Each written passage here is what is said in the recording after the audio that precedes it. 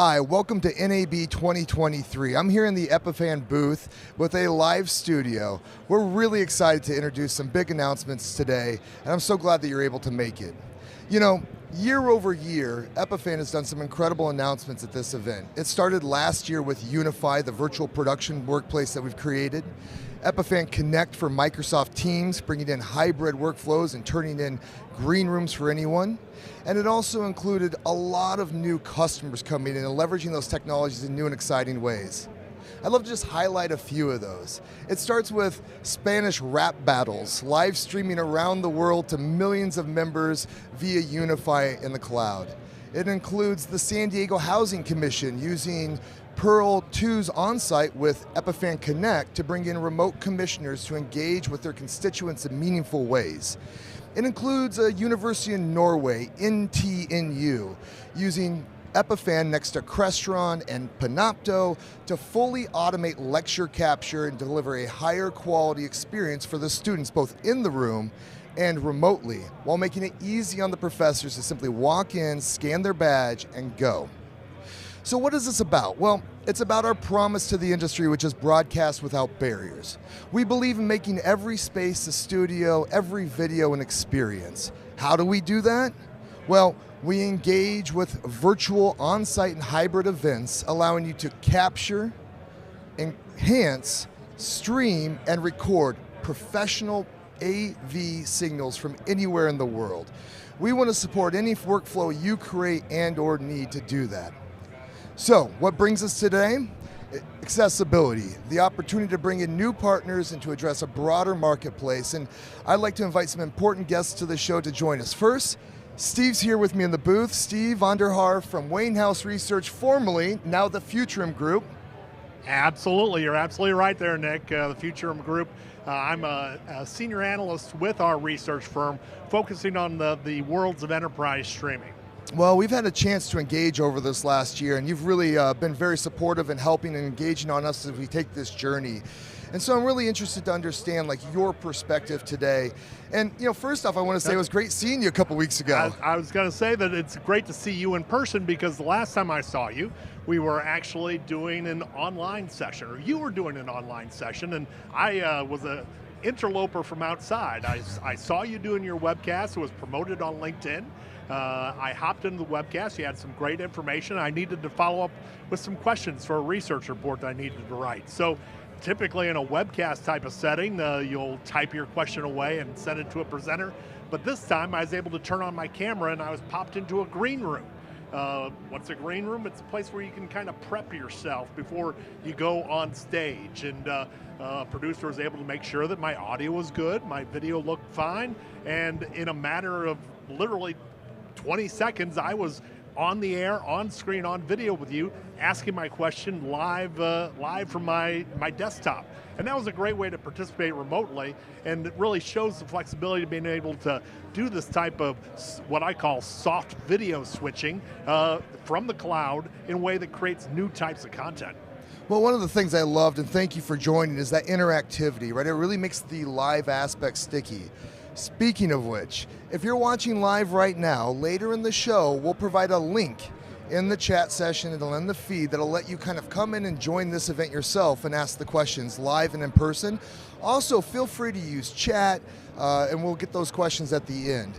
But, Steve, back to you. So, talk to me about how you see Epiphan in the world. Well, really, Epiphan has been one of the legacy encoding providers in our marketplace. Essentially, encoding is the process of taking your raw video and converting it into a digital format that makes it suitable for use in a broad range of online applications. And so Epiphan has always been a leader in terms of helping drive that digital revolution for making video something that's usable in the online realm. That historically has taken the role of you producing lots of great Pearl encoders. A great product line. Tons of people use Pearls, but I see Epiphan is now taking encoding to the next level, taking it to the cloud, being able to take that same kind of digitization and being able to manipulate video in productive ways and making that accessible from a cloud-based solution as opposed to just having hardware on site doing the job. Well, I think it's spot on. One of the things I've been talking to guests about as they've come to the booth this week is how we have the smartest edge encoders in the world, and how that's really starting to redistribute the way we think about labor and where we apply our knowledge workers versus our technicians, and helping to fundamentally bring this industry into more event types. Yeah. What do you see when we think about Epiphan and our devices? How important is universality when we think about all the unpredictable elements organizations find when they're trying to create great video? Yeah, so in some cases, you have organizations out there that think that they want to use one platform, one solution for creating video, but the world really just doesn't work that way. People have different preferences in terms of the software solutions they like to use, the types of equipment they like to employ in their day-to-day video creation efforts. So if you make people use a single platform or a single solution, you're really locking them in a video jail. You're not able to really unlock their creative potential because you're forcing them to use the solution that you wanted them to use instead of the solution that they're most comfortable with. So in terms of universality, the more that you can implement solutions and infrastructure that support a broad range of platforms, you're going to be able to say yes to a broader range of content creators when they ask you, can I use this? Can I use that? You want to be the person who says, absolutely, go right ahead. We have the infrastructure to support it. So universality makes you a better video content creation producer overall because you're really adhering to the needs of the content creators themselves. I also feel like we remove some of the stress for the humans. You know, when you get those paths, I always describe it like the Apollo 13 scene where they dump all the parts onto the table and they say, we got to get this round thing into this square thing in an hour. Right. You know, and we've all been in that space. And I think, open ecosystem, universal tools help empower that. Absolutely. You know, let me ask a question. What's our greatest challenge? So, like, what's something that Epiphan's facing as far as a headwind? So, in the marketplace today, it's the matter of getting people to really begin to embrace video as a full-fledged, not only communications tool, but an information gathering tool. So you see the combined trends in the marketplace today of advanced data manipulation via what people call artificial intelligence. Sure. I'm a little dubious of the AI term, but nevertheless. A lot of smoke and mirrors out there, let's be honest. But the fundamental principles underlying AI are critically important, that because video is a data-rich file format. We need to think of video not only as a medium, but as a type of data. And for organizations, being able to manipulate video in a way that helps you process the information that's embedded within video paves the way to leveraging video not only for employee training, town hall meetings, webinars, for generate sales leads, but also as a tool that can help to capture your day-to-day communications activities and then archive that material and really leverage AI and data analysis tools to bring the right piece of content back up when you want to see it. So really when we see the challenge facing the marketplace today, it's let's get people using video more actively, more broadly, more universally. And if we do, we're going to have a great resource for capturing institutional knowledge and really building business benefit across a broad range of organizations if we just use video more.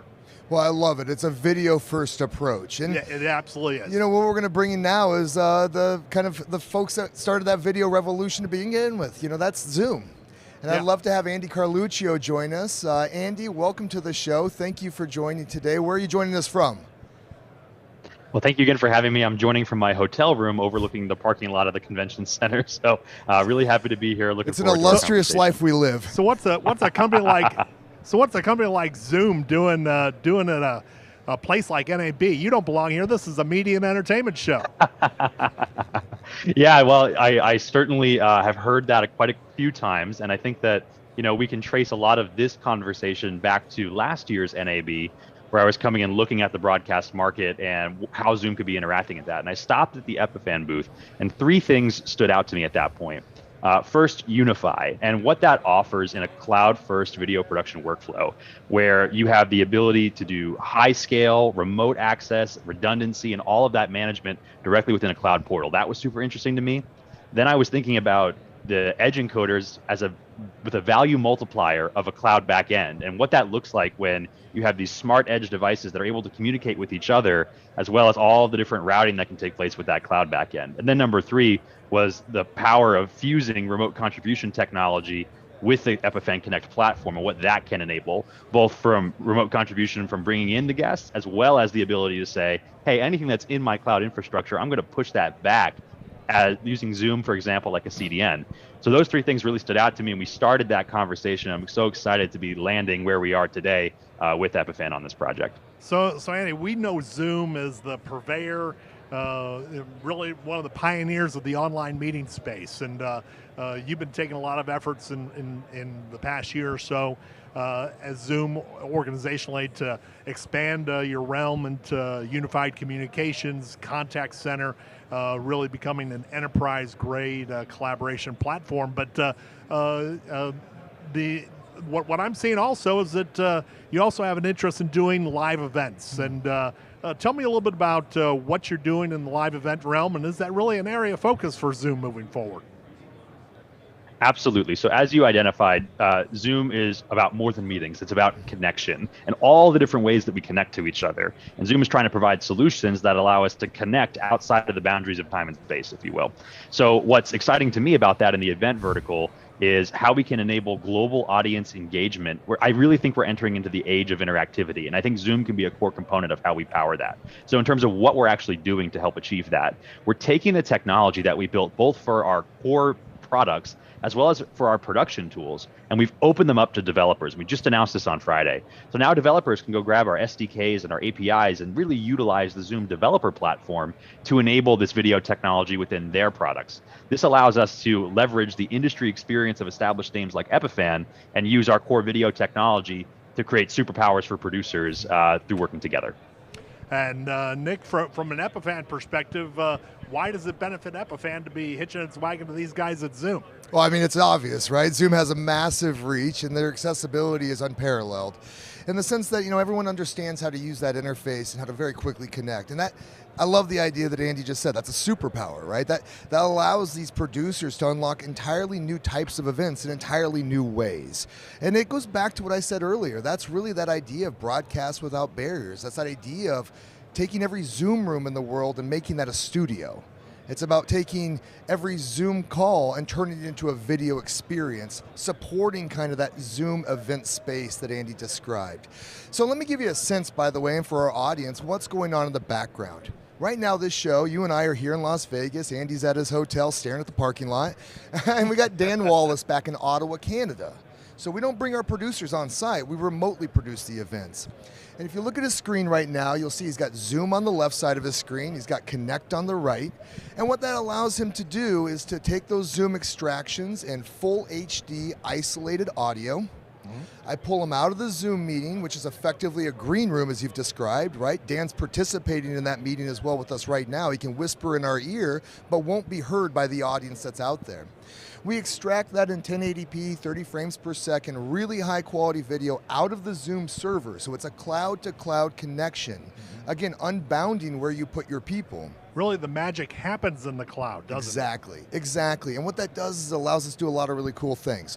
When we're doing our tech check the day before, we can get a sense of people's connections and make sure that the quality of the signal's there. We can manage their audio, their video. We can route them then seamlessly into any Epiphan device, or we've also created a universal SRT workflow, so we can tie into any of the 400 plus SRT Alliance members' devices. And this ultimately provides the freedom to create that production event on the right-hand side. And so when I look at Dan's screen on the right-hand side, I see the switcher that's associated with Unify and the Pearl family, but that could be anybody's switcher anywhere in the world. Yeah. So, Andy, I guess the million-dollar question for you is, you guys already do Zoom ISO. Why do you need these guys? Yeah, absolutely. So, and I appreciate the question because, the approach that we've taken with the Zoom ISO project is to create better technology at Zoom for production. So the liminal apps, Zoom OSC, Zoom ISO, and that tool set is designed to be something that forces Zoom to build better technology that we can then put into our developer platform. So the way I think about Zoom ISO is it's a downloadable software client for the Mac, and it's supposed to be this open-ended connection to third-party systems. What we're really excited about is taking the core ingredients that we use to build Zoom ISO and then going to Epiphan and saying, from your perspective and your cloud-first workflow and the way that you, again, interact with those edge devices, how do you think this should work and what value can that offer to customers? So again, I think this cloud-first mentality, remote contribution, cloud to cloud, the synergy of edge devices and cloud-based switching, all unique value adds, right, that Epiphan is bringing to the table with their platform. So we're really excited to be taking that technology and bringing it to them and saying, how do you think about it? And offering, I think, really unique value to customers at the end of the day. Really, Epiphan becomes an application that layers on top of the Zoom platform to help you create more value out of your Zoom experience. That's exactly it. Absolutely. In the coming weeks, as we roll this out, we'll further integrate deeper and deeper into Zoom, and it'll allow you to have that bridge between the common video conferencing that's accessible to everybody, and then layer that up into a video production, push it to a CDN, or push it back down into Zoom. And that's such a powerful way to rethink these events and go to that video-first approach you're talking about. Right. Absolutely. Well, so here a quick question before we start to get Q&A. Reminder, click on the link, join our Q&A. Now's the time if you want to come ask a smart question of Steve or Andy or a dumb question of Nick Milani. I'm here for you. Here's my question to you, Steve, and to Andy. This is the 100th year of NAB. This is my second, so I've been to 2% of them, according to my minor mathematics. You gentlemen have been around a little bit longer in this industry, and I'd just like to ask you, what do you think this all means to the industry at large? Well, we're really talking about the democratization of video production and really enabling individuals to have the tools in their hands that help them make videos that look maybe as good as what you see on CNN when you're watching the news at night, or you're able to essentially take a basic desktop camera feed and transform it into a platform for creating video that's good enough to share externally with social media via social media platforms and other venues. So it really becomes a tool where we can do a three-person interactive video event here and create a video that's good enough to share on LinkedIn or Twitter or any place else. And for organizations in particular, that becomes a tool that enables new forms of marketing, new ways to get the message out. That if a photo is worth 1,000 words, what's a video worth? Well, you can do a lot in a video, and being able to present yourself in a high quality manner with solid production values, you can look good leveraging the Epiphan Connect tool, as we're seeing in this event right here. And it's going to be real interesting to see the creativity that people apply when the tool is in their hands as well.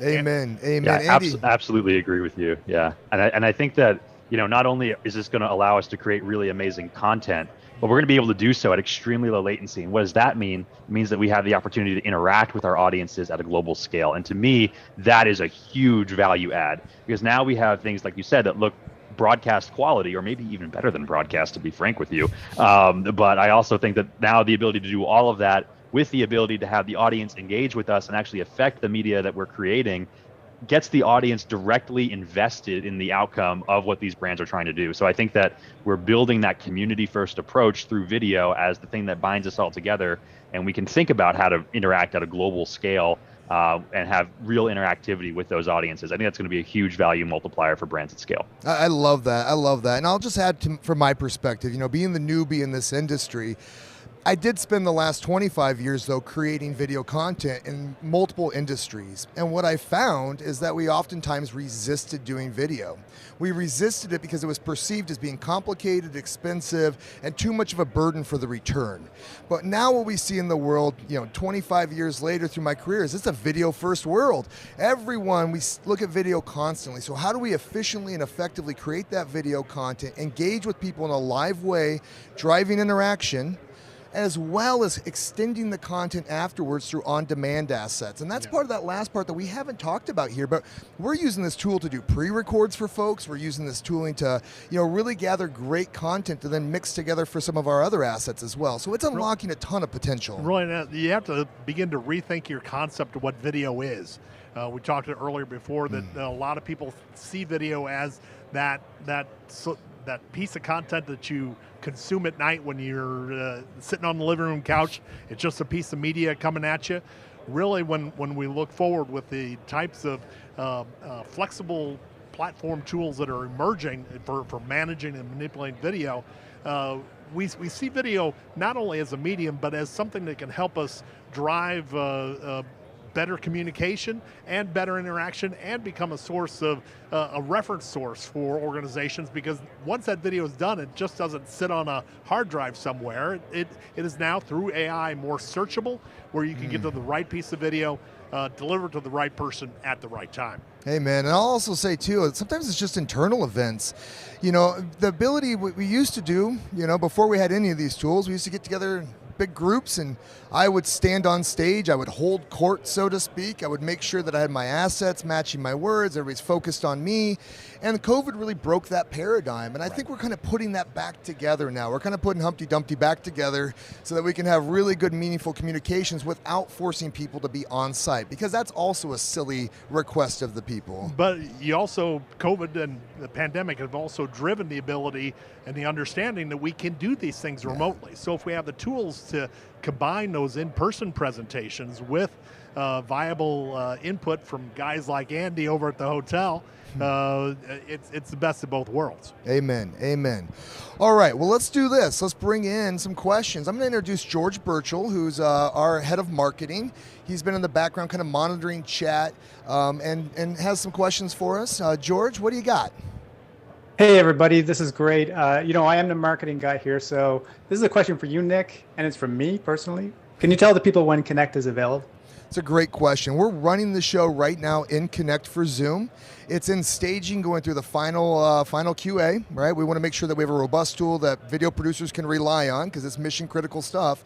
We're expecting it in May. So the beginning of May, it'll be available. I encourage everyone, though, to go and sign up for Epiphan Connect today. We have a sandbox in there that you can play around with. And as that Zoom functionality becomes available, we'll make sure that we follow up with you and give you kind of an exclusive offer to use the tool for the first month free.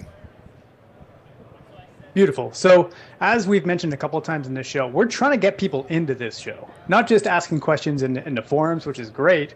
And what we're learning, though, is not everybody is as bold as Steve and willing to step up to the plate and go, yeah, sure, I'll enter some show randomly. Like, people can be it's a new experience, right? You know, the funny part with that show that Steve joined is, I recall once the first person joined, we had about 6 join. Yeah. It was like nobody wanted to be the guinea pig. Yes. So, you know, this is the truthfulness of the events we do. We try to be very transparent and genuine as a company. We don't have any seeds out there that we've planted to join live, so we're relying on you to actually call in and come in. Maybe one of my family members is watching, will help me out. Yeah. So until we get some more Milanis in our other green room area, which we'll pull over into this show, we do have a lot of comments coming in the chat, which is great. Great. Somebody is asking, is the Zoom a WebRTC feed that's converted into SRT, or is the native camera available as SRT on Epiphan Connect? So maybe, Nick, if you could sort of go behind the curtain a little bit, explain how this is all coming together from a infrastructure point of view. Yeah, I mean, Andy, honestly, with the meeting SDK is the backbone of this, right? What we do is we take the meeting SDK and the feeds that come out of it, and what we ultimately do is convert that and transcode it into SRT in an isolated format that's stable and capable of being supported by any workflow. You know, my understanding, that magic, though, happens at the cloud-to-cloud level when we extract out from Zoom. And maybe, Andy, you can give a little bit of sense of the contrast between a WebRTC workflow and a Zoom workflow. Right. So unlike, WebRTC, which is really going to be more of like your browser type of experience where you're going to go to some URL and then you're going to, try to convince your Chrome browser to find your camera and microphone. I think we've all been through that. Zoom is a client-based approach. So it has its own video infrastructure that we've built out to make things seamless, to make it, easier to traverse complex network situations, enterprise, communications type setups, as well as the individual consumer's home kit. So the idea here is that we're taking the same core technology that we use to build the Zoom client, and we've made that available to Epiphan. Epiphan can join that and pull out the individual video and audio feeds from our reflector unit, again, doing that cloud-to-cloud transfer. So you're not, screen scraping or doing things like that. You're actually getting the full quality, full frame rate, full color space fidelity that we had in our Zoom infrastructure, and that's going right over to Epiphan, and then they can do the conversion to SRT and other tools like that. Speaking of screen scraping, by the way, one of the things that I love, and we didn't get a chance to highlight earlier, is that we take content as a separate channel, as an example. So, traditional ways of doing this involve laptops with HDMI into a production board. You're cropping a specific area, and God forbid anybody change anything on their video or screen share, all hell would break loose in your production center. But with our tool, because we are in that cloud-to-cloud extraction, we're able to isolate the video feeds from the content feed and even create a return feed to push it back into Zoom so that we all have a sense of where we're at in this event today.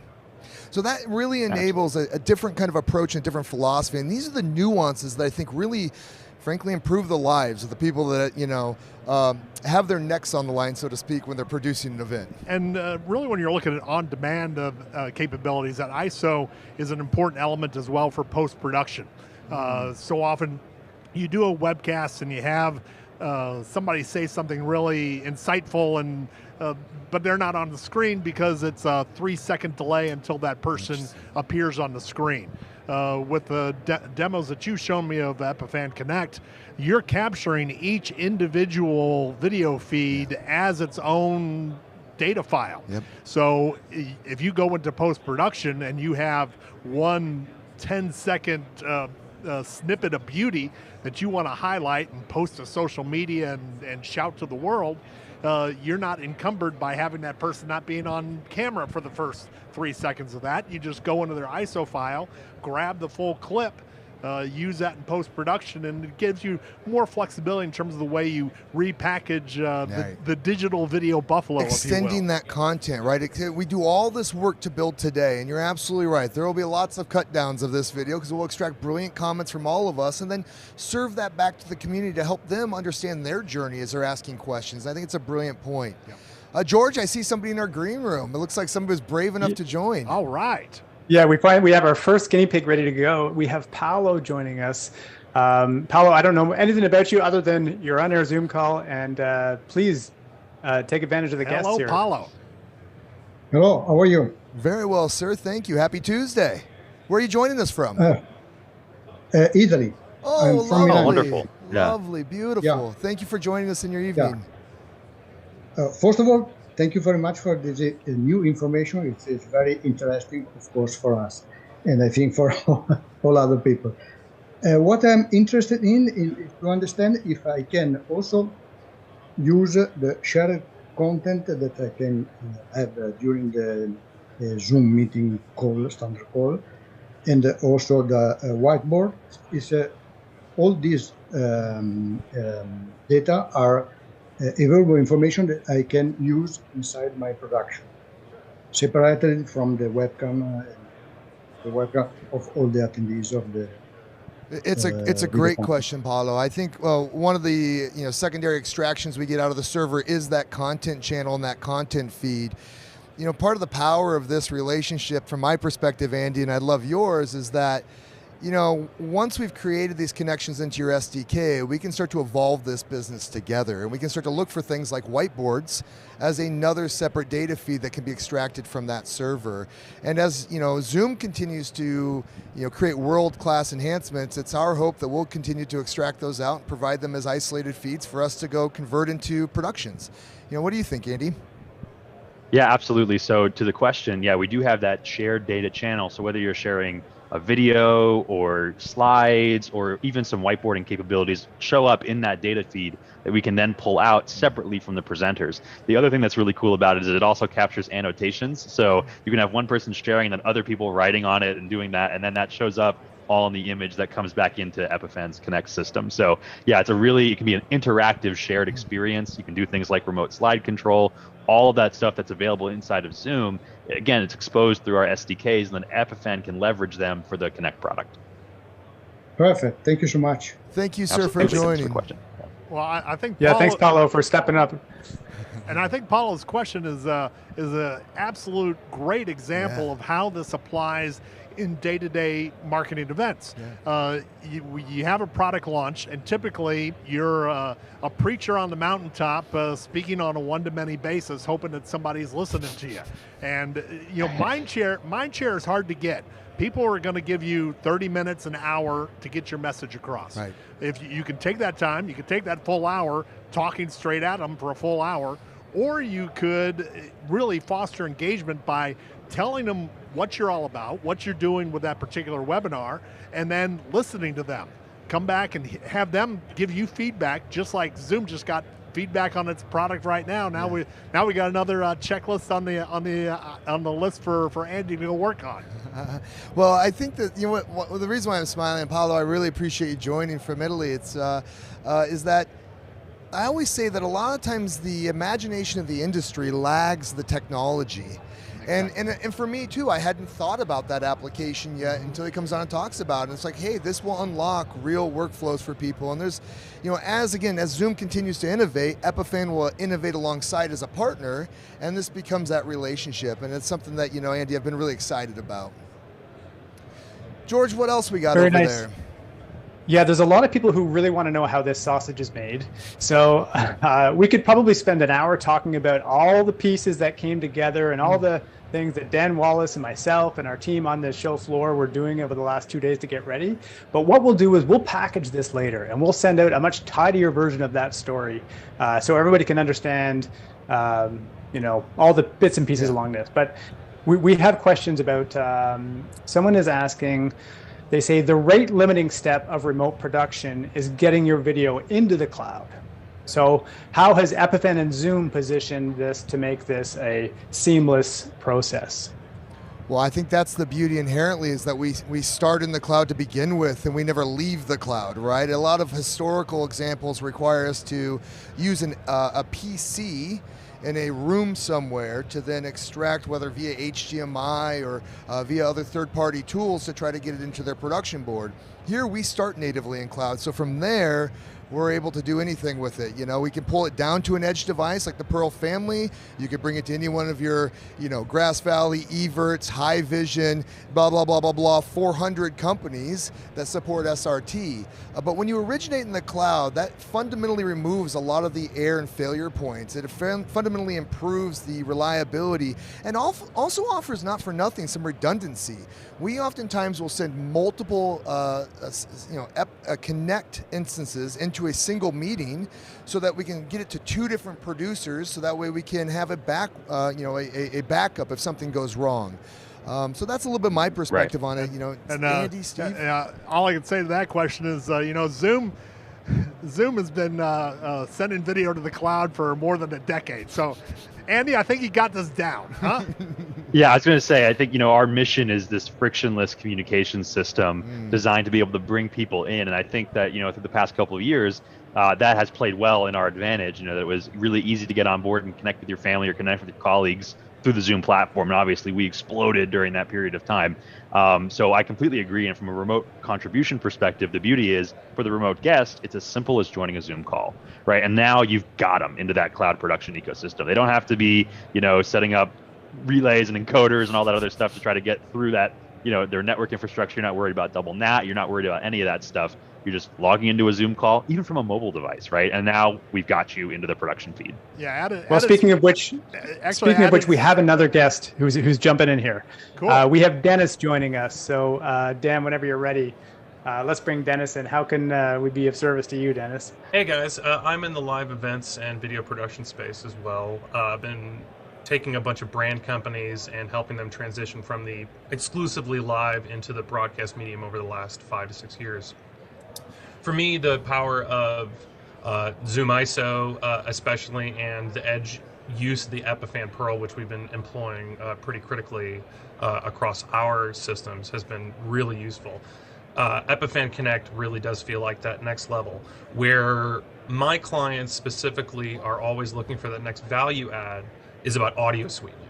And I'm just wondering if you guys can speak to where you are currently in terms of being able to integrate, new methods of like DAW systems, things of that nature, with these products, and like where you see the integrations of being able to bring in those third parties who have like waves and compression and gating tools in order to be able to really drive that like high-end production audio component, especially when we're getting a lot of kind of average or poor first mile audio problems when we can't actually like send a rig out. Well, Dennis, first off, thanks for joining. It's a very thoughtful question. There's a lot to it, and I think that one of the things that you said at the very end there is that first mile, and I just like to link that back to why I always talk about Zoom rooms as being a really critical piece of infrastructure in this new world of cloud-based productions. Because I spent my career prior to being in this space working on Zoom rooms and working with Zoom to launch their first Zoom Room certified device. And the thing that certification process ensures is a really simple thing: great video, great audio, and great internet connection. So this enables you to, in that, even where the acquisition occurs, to provide a really nice outlet for your customers in the infrastructure they already know. Have your CEO go to their local Zoom room or their boardroom, or have whomever go to whatever Zoom room they need and simply join the link that you provided, and now they're going to be participating in that. The second component then is the fact that we're providing an isolated audio feed out of that server. So you do have control over those individual feeds, and you can kind of manage them from that point forward. The last thing I'll say is that as we look at the ecosystem, one of the brand promises I think that we've talked about today, and Steve mentioned earlier, and is this idea of universality. And so we're going to continue to expand our kind of alphabet soup of acronyms we support, right? You know, because that's a really important aspect to make it easy on you, just because you ultimately can't control what environment you're showing up to in some ways. And so making sure that we're arming you with the right protocols and the right approaches to support your business is how I look at it. Hey, I love acronyms, Nick. It's a tech analyst's full employment contract there.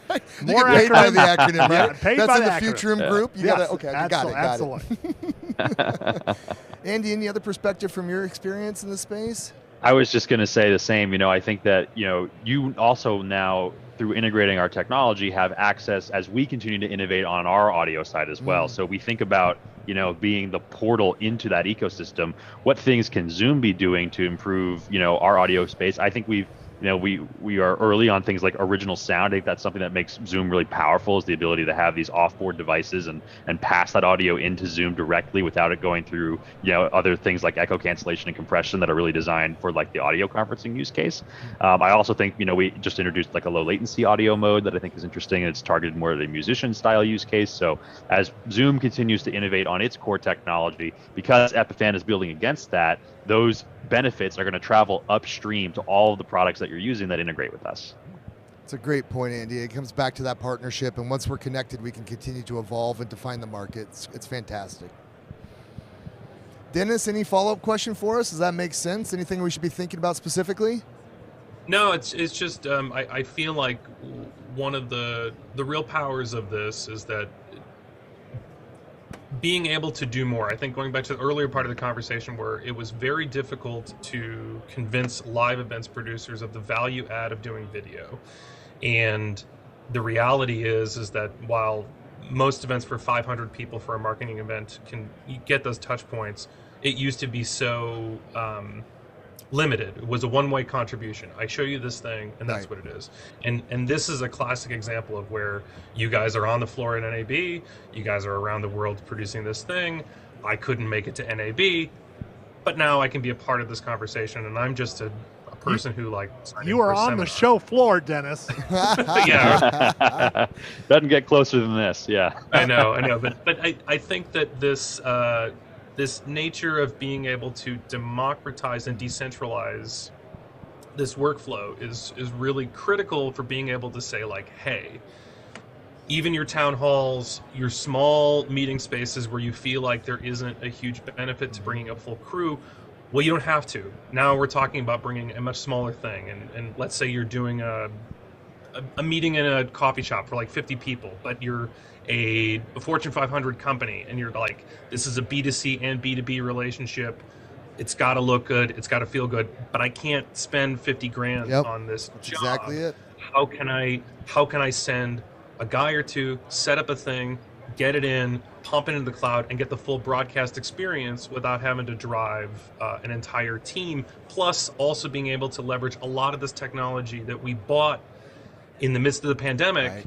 And these like building the plane as we fly it scenarios, going, okay, great, now I have all these things back at home. What am I going to do with it? How am I going to like elevate to the next level, and then continue to leverage the spend that I've currently made, you know, onto the next phase of things. So I think that this is super useful for people like me and my clients. Well, thank you, Dennis. I think that it's great to hear from you, and great to hear that our vision of the products also align with your needs, because we're ultimately in service to you, right? We're trying to empower your business to, generate revenue in new ways. And I think what you're highlighting there, and something that I talk about a lot, is there's this massive video gap between what we considered live events and video conferencing. And there's an entire richness of experiences that can be created there if we just think about reassigning kind of the commercial value, the way we assign our labor to it. There's a lot of opportunity to really elevate companies and help them. And I hope that as you continue to provide those services to your employees or to your customers, you see this as an invaluable tool for it. The beauty, since you are a Pearl user, I'll just say a little bit of a peek behind the scene. The way that you get into this so quickly is that Dan Wallace has a layout set up with you as a guest slot. So all we simply do is we take and change that SRT feed based on the person that's coming over from that green room as they enter in. And this allows us to very quickly and efficiently bring in guests into a spot where we know how to engage and we can have these meaningful conversations. So that's a little bit of the motion that we'll highlight in the follow-up materials to show all of you how we did this, but it's a really powerful interactive dynamic. And I think what we talk about here and what I'm excited about is live engagement drives live viewership. Because too often people say, oh, watch the on-demand, which I bet's a coin flip at best if anybody ever goes back to that video. Thanks, Dennis, for joining us. Really appreciate it. Where are you joining us from, by the way? So I bought a house in September. I had a flood the next day. Oh, God. I'm rebuilding my office. So my new studio suite is all going to be down here. I've got some subfloor that's going in and rerunning fiber feeds, so. You're in the thick of it, brother. Congratulations on the new place. Middle. Someday we'll meet in person and commiserate about floods and houses. I've been there with you. Sounds good. Take care, guys. Thank you. All right, George, what's next? Okay. Sure, we do have another guest waiting in the wings, but before we get to them, we're going to talk a little bit. There's some questions about, is this cloud offering a substitute for a service like StreamYard? So there's a whole spectrum of solutions out there. Full broadcast setups with 30 people, and then there's StreamYard at the other end. Where does what we're talking about today fit in? Yeah, so I think of it in a block diagram sense, right? We've got Zoom Zoom is the first kind of capture source. We're using Connect, right, to bridge that into our virtual production suite, Unify. Andy mentioned that earlier as something that he came and saw last year at NAB. That tool is a virtualization of a lot of what we've done in Pearl in the past, and is a great way to create scaled events in the cloud. That Spanish rap battles is an example of where they use that to brand and distribute the content to different countries. If you are using other third-party production tools, no problem. Connect still acts as that bridge to bring it over into any SRT-capable workflow. And then ultimately from there, you can stream it out to anywhere you want to. In the case of Epiphan products, one of the things that makes us unique is that we can multi-stream. So we're taking the same video feed right now and sending it to multiple locations. And that's really powerful as we think about leveraging guests and how we can leverage individual brands and their kind of stream keys, as far as what the nerdy back end of it is, to magnify and amplify our story as much as possible. So that's kind of the way I look at the interaction. So I'll take it from an end user perspective. Yeah. When you're using StreamYard, you're essentially instructing, if you have a remote user, you're instructing that user to click on a unique link. And it's a journey where if you're not familiar with it, you're not exactly sure where you're going, you're not exactly sure where you're going to land. There's enough uncertainty associated with the whole video production process for many individuals who are not that familiar with putting themselves on camera, that going to a StreamYard destination can be daunting, challenging at first. In contrast, if you're using something that's baked into a Zoom client, for instance, people generally have experienced a Zoom meeting, or at least those who are familiar with online video, and if you called your grandma with Zoom, you probably More importantly, if gone, your grandma called you. Exactly. That's the accessibility we're talking about. Exactly, and you're familiar, so you're able to talk to the less skilled presenter, getting them started. It's easy to have them click that Zoom link instead of clicking the StreamYard link. Amen. Amen. Well, speaking of which, we have another person who clicked on that Zoom link. So we have Rolando, who's going to, did I get your name right? Rolando's joining us. Yeah. Rolando's stepping on my corner with a background that's arguably a lot better than mine. So welcome to the show. I love Rolando. how you guys got your theme thank right you for today. having me. This is pretty awesome what you guys are doing here. Great audio video-wise, too, it seems like. Thank you. Yeah. Thank you. Thank you. It's I'm really a newbie. I took a collection of a few things from around the house and just bought a couple of $10 lights from Amazon to kind of give it that mood. Yeah, amen. But You're hey, you killing know it. what? It's great. Yeah. That's right. First step is caring. You got to care enough to do it, and then all of a sudden we start to up our production value. And Rolando, one of the things I want to just touch on there, because I always come back to the humans, is like more and more people are investing in that because it's your personal brand, and it's also the reflection of your corporate brand. And when we get those combinations 100%. right, we know that we're then setting a standard for everyone else, our clients, our customers, and I think that's important. So bravo.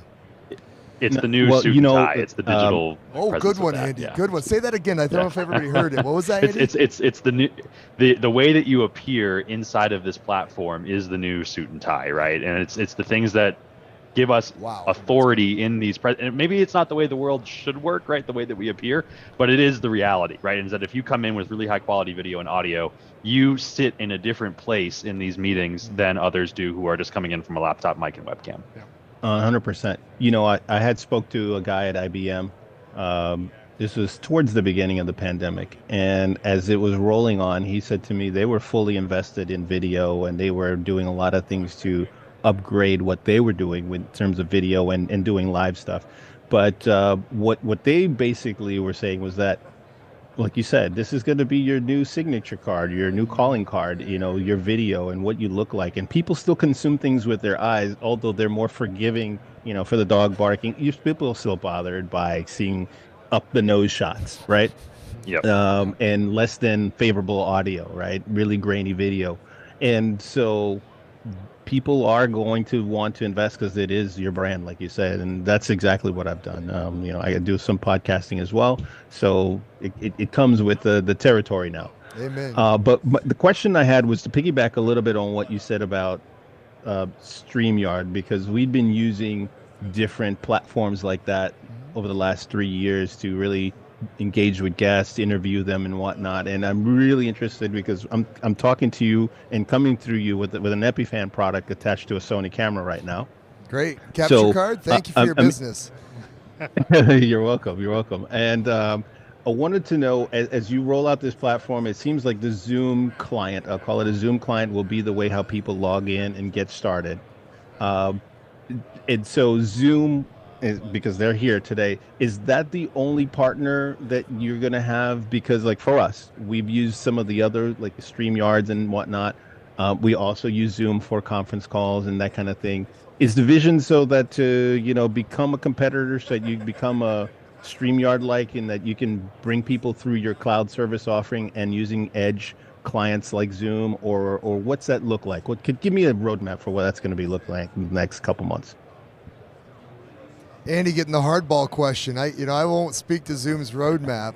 Rolando, it's just really important to realize that the tools that we create are designed to work with everybody. So part of this evolution is that other folks that as they subscribe to this SRT Alliance and have SRT kind of certified devices, then this is a universal way, and it's an easy way for your client to connect. It removes that cognitive burden, as I think what Steve was describing earlier, of doing something unfamiliar. It also goes back to the Zoom rooms thing. You can't run a StreamYard link in a Zoom room unless you're going through a PC, and it's all going to default and it's going to be a mess. So make it easy on your clients to connect with the tool they know. Use Connect, which is a universal tool. You want to use a different workflow other than Pearl or Unify, God bless you. That's great. That's why we did it this way. It's part of our brand promise is to not tie you into a closed ecosystem.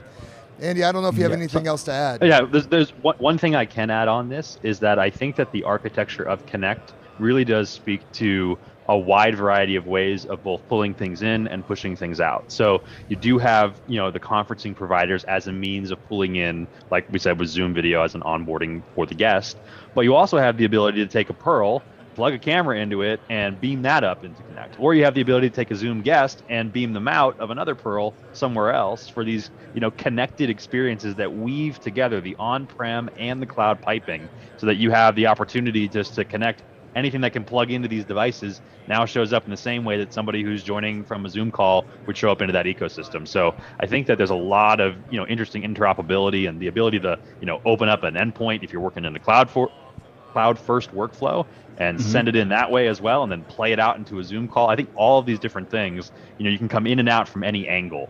So I think that there really is a lot of unprecedented openness in the way that Connect is designed that I'm really excited about.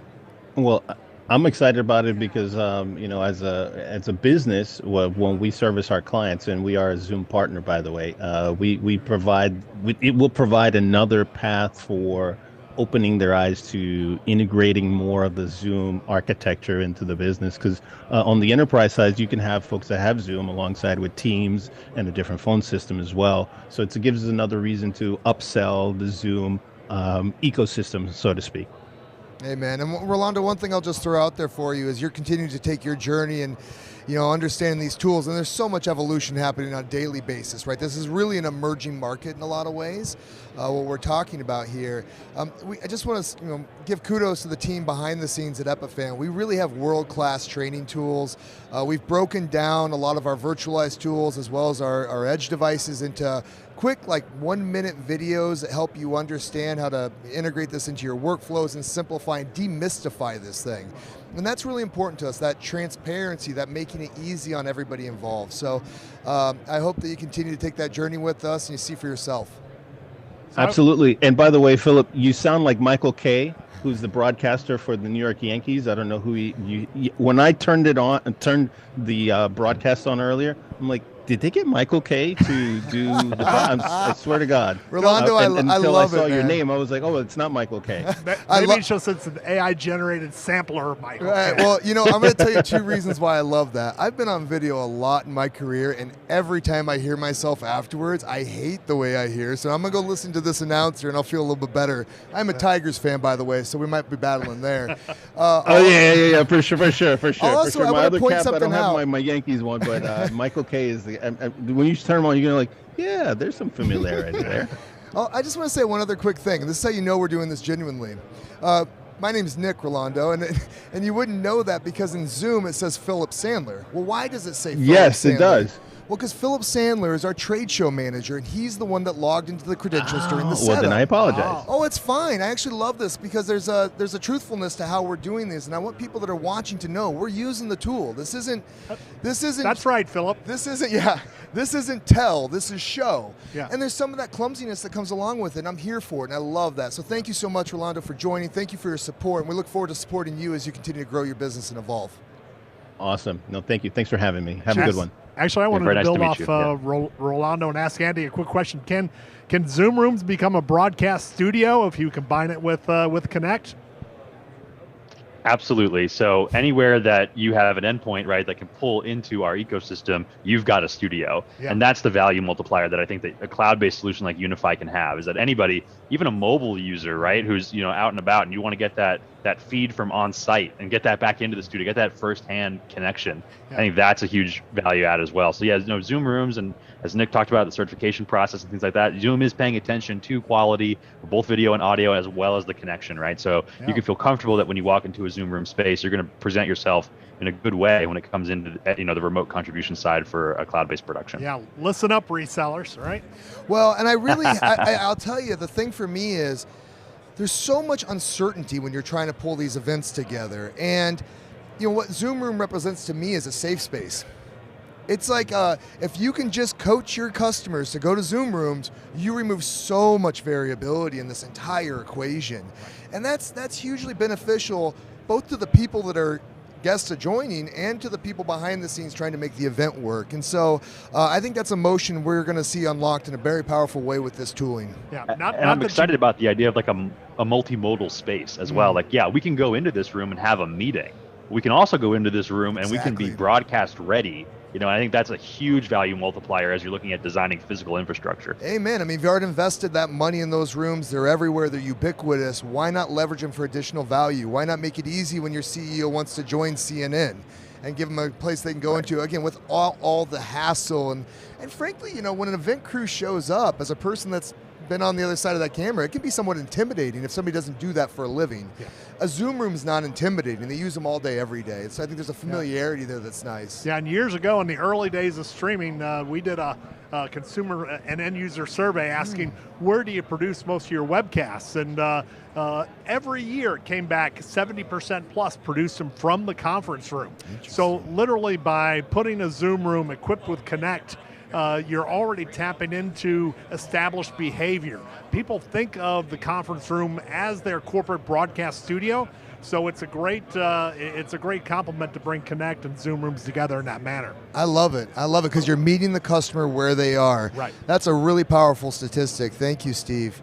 I'm seeing we're getting close to the end of the event here, George. Do we have time for any more questions, or how are we feeling? Well, just on that note, people are kind of wondering where they can use this. So people are asking, can I use it in Zoom webinars?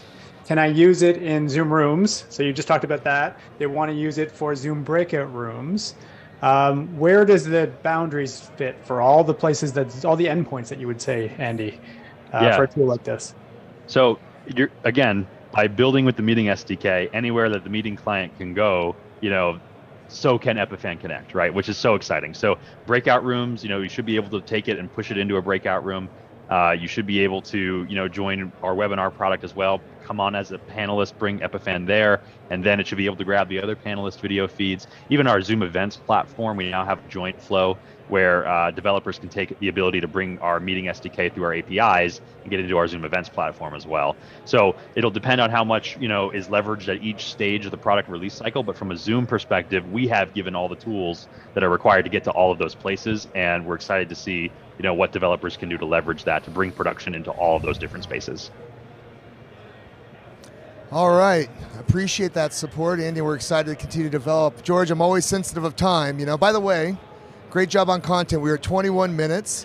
Our goal is to never take up anybody more time than 15 minutes, but this was rich and great. And then really have this be that interactive environment. And what we're trying to demonstrate, again, show, not tell, is this new motion of interactive events without a huge staff. I mean, we're here in the booth. We cut a couple Z cams tied into our local network, going back to a Pearl 2, up to our producer that's in Ottawa, Canada. Steve and I have some microphones with some basic, you know, over-the-ear kind of speakers. And Andy's joining us, and we're able to pull this all together. You know, there's not a sea of 20 people behind me. And yesterday, NAB actually stopped by to have me join their main page live and talk about Epiphan and this innovation, right? They were highlighting us as an innovator at the event. They had 7 people show up. You know, and it's great. I look good. I felt good. That's awesome. And when we have that luxury, fantastic. But there's this whole other world that we're trying to unlock. So hopefully everyone's seen us demonstrate that. And again, for the folks that are out there with the questions, we'll follow up with the technical detail to show you exactly how we did this. More importantly, May 1st, log in, do it yourself, push the buttons, test it, push the boundaries, and we are here to support you and make sure that you are successful in your day-to-day work. What do you think, George? Should we make that a wrap? I think so, yeah. All that follow-up is there's going to be a deluge of content around how to actually bring this tool into your life.